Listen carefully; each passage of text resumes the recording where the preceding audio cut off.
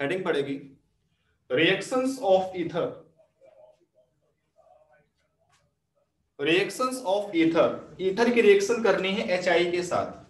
अब बात यह है HI के साथ करने पे SN1 कब होगी, SN2 कब होगी, इसकी बात करनी है और प्रोडक्ट क्या बनेगा। ठीक है, हेडिंग डालेंगे रिएक्शंस ऑफ ईथर,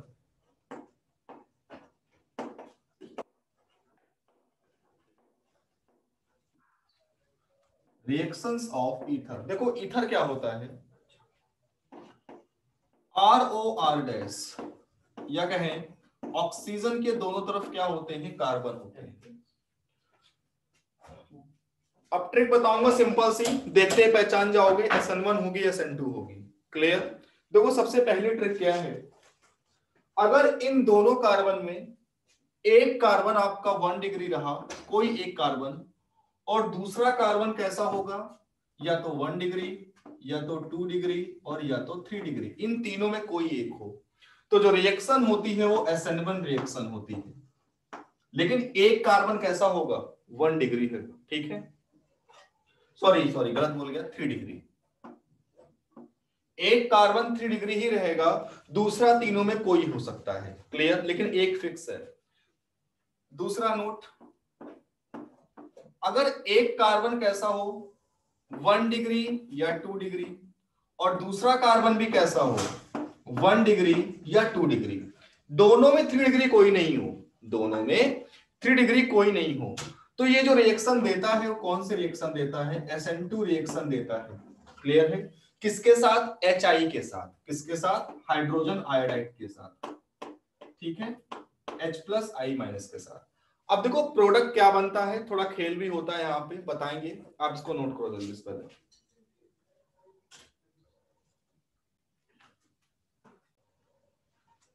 देखो होता क्या है, ROR डैश,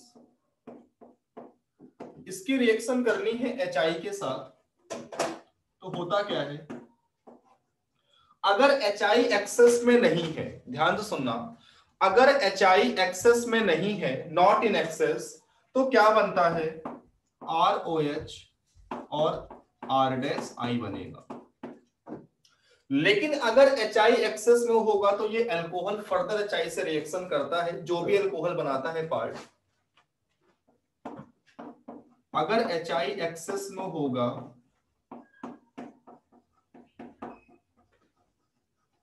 तो फिर क्या होता है, तो फिर दोनों क्या बनते हैं, एल्काइल आयोडाइड बनते हैं।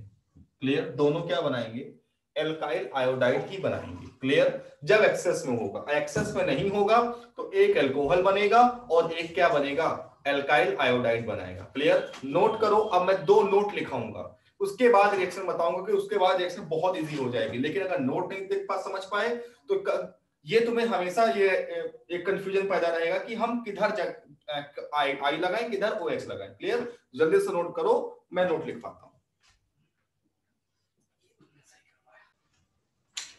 Note number 1, note number 1, note क्या है, अगर ईथर अनसिमेट्रिकल हुआ, अनसिमेट्रिकल ईथर का मतलब होता है ऑक्सीजन के दोनों तरफ एल्काइल ग्रुप डिफरेंट हुए, जैसे एक एथाइल हुआ, एक मिथाइल हुआ, या एक 1 डिग्री हुआ, एक 2 डिग्री हुआ, एक 3 हुआ, एक 1 हुआ, ऐसे ही लिखो।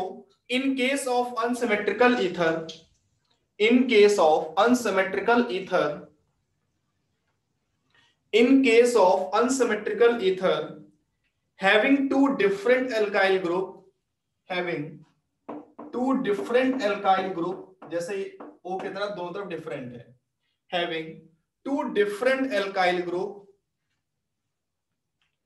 the alcohol and the alcohol and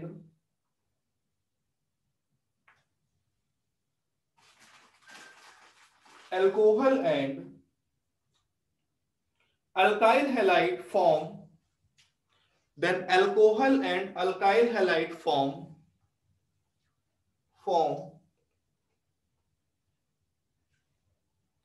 and depend upon, अब डिपेंड करेगा, and depend upon nature of, and depend upon nature of alkyl group, and depend upon nature of alkyl group, मतलब ब्रैकेट में लिख लेना 1 डिग्री 2 डिग्री या 3 degree and depend upon nature of alkyl group. Alkyl group के nature पर depend करता है वो। क्लियर? अब वो कैसा एल्काइल ग्रुप हो अभी बताता हूं, 2 मिनट रुको, अगला नोट लिखो।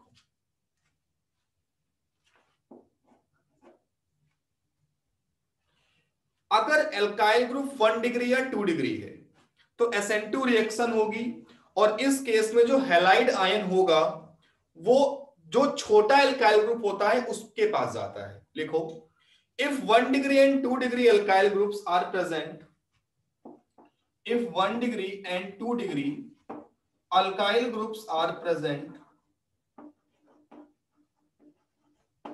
if 1 degree and 2 degree alkyl group present, then ये तो आपको पता ही चल गया रिएक्शन SN2 होगी, मैंने लिखवा दिया है, नोट तो लिख गया आपके पास, ठीक है। then reaction is proceed by SN2 mechanism, then reaction will proceed by SN2 mechanism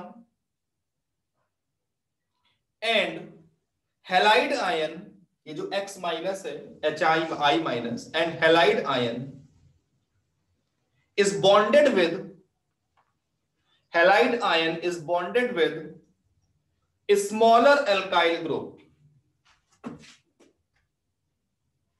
चलना, लिखो महा इंपॉर्टेंट नोट, अगर तुम्हारा एक कार्बन 3 डिग्री हुआ, मतलब दोनों तरफ तो डिफरेंट डिफरेंट अल्काइल ग्रुप है ही, अगर एक तरफ का अल्काइल ग्रुप 3 डिग्री हुआ तो ये तो पता है SN1 देगा, लेकिन आयोडीन कहां जुड़ेगा, हैलाइड आयन कहां जुड़ेगा। लिखो नोट, इफ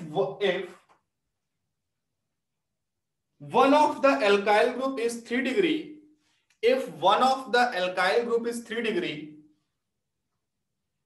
then halide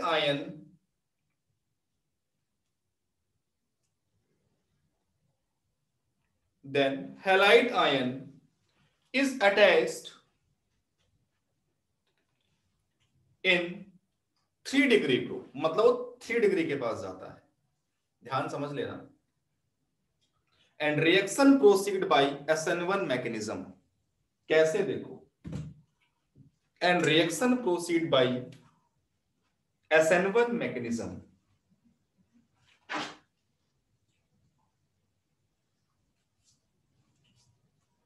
देखो रिएक्शन होती कैसे है, समझो मेरी बात। जैसे CS3 CS2O CS3, देखो ये 1 डिग्री है और ये मिथाइल है, रिएक्शन SN2 होगी, क्लियर है, SN2 होगी। अब हैलाइड आयन कहां लगेगा, हैलाइड आयन लगेगा स्मॉलर एल्काइल ग्रुप। अरे भाई ये छोटा है ये बड़ा है, इसके पास 2 कार्बन है, इसके पास 1 कार्बन है, तो आई कहां जाएगा, छोटे वाले के पास जाएगा। क्लियर? क्या बनेगा, CS3 CS2OH plus CS3I। Clear? Next CS3 CH CS3O CH2 CS3। अब इसकी रिएक्शन करनी है HI के साथ, क्या होगा भाई, I कहां लगेगा बताओ, I कहां लगेगा, I यहां लगेगा या I यहां लगेगा। देखो छोटा कौन, छोटा ये है, ये बड़ा है, तो I इसके पास जाएगा। और रिएक्शन कौन सी होगी, SN2, क्योंकि ये आपका 1 डिग्री है, ये आपका 2 डिग्री है। CS3, बस ये ध्यान रखो किसके पास I जाएगा, अगर I को तुमने भेज दिया तो OH को तो अपने आप भेज सकते हो। CS3 CS2I, clear? अगला रिएक्शन देखो, अब जैसे मान लिया CS3 C CS3 CS3O CS3, अब एक तरफ तुम्हारा मिथाइल लगा है, ये तुम्हारा 3 डिग्री लगा है। इस केस में क्या होगा, जो आयोडीन जाएगा वो कहां जाएगा, 3 डिग्री वाले कार्बन के पास जाएगा।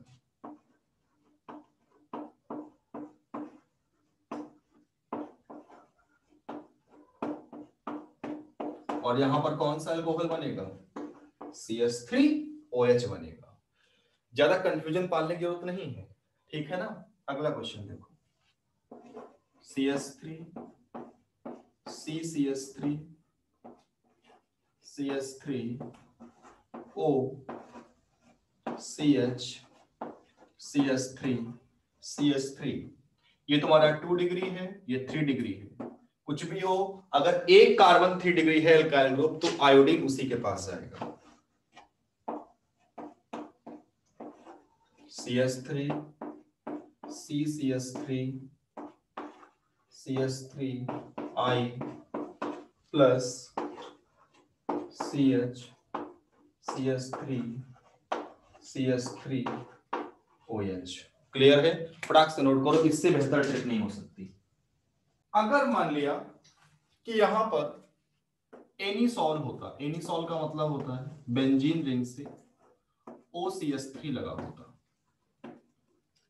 इसके रिएक्शन कराते HI के साथ H+I-। क्लियर? तो अभी क्या होगा, ये छोटा है ये बड़ा है, किसके पास जाएगा? I CS3 के पास जाएगा, और यहां क्या लगेगा, ये फिनॉल बन जाएगा। समझ गए? लेकिन अगर यहीं पर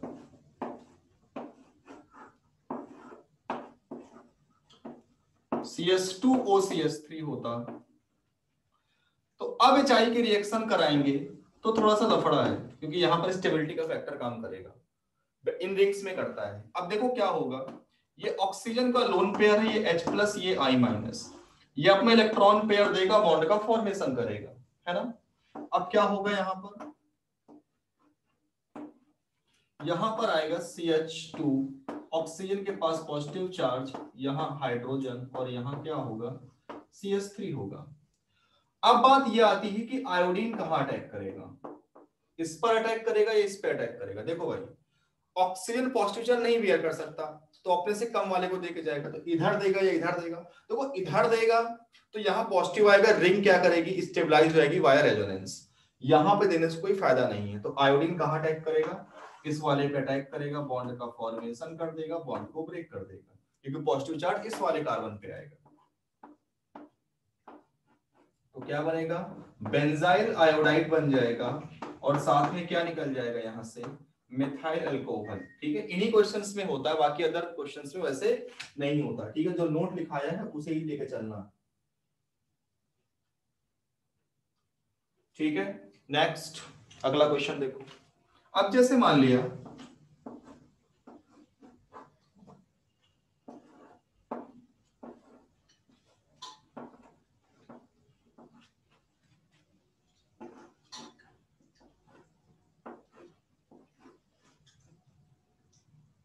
देखना, देखो अब क्या है, सॉरी ओ है, ये ओ होगा। अब इसकी रिएक्शन HI से करेंगे, H+I-। तो ऑक्सीजन के पास लोन पेयर है, H+ को अपना इलेक्ट्रॉन देगा भाई, बड़े खुशी से देगा, बॉन्ड का फॉर्मेशन करेगा। क्या होगा देखो जरा, इस ऑक्सीजन के पास पॉजिटिव चार्ज आएगा H,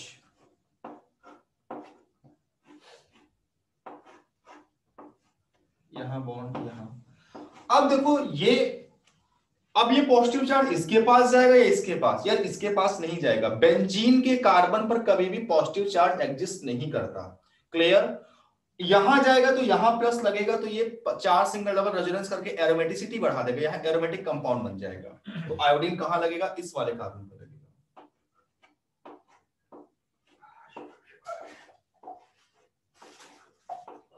यहां OH प्लस, इससे आयोडीन लग जाएगा।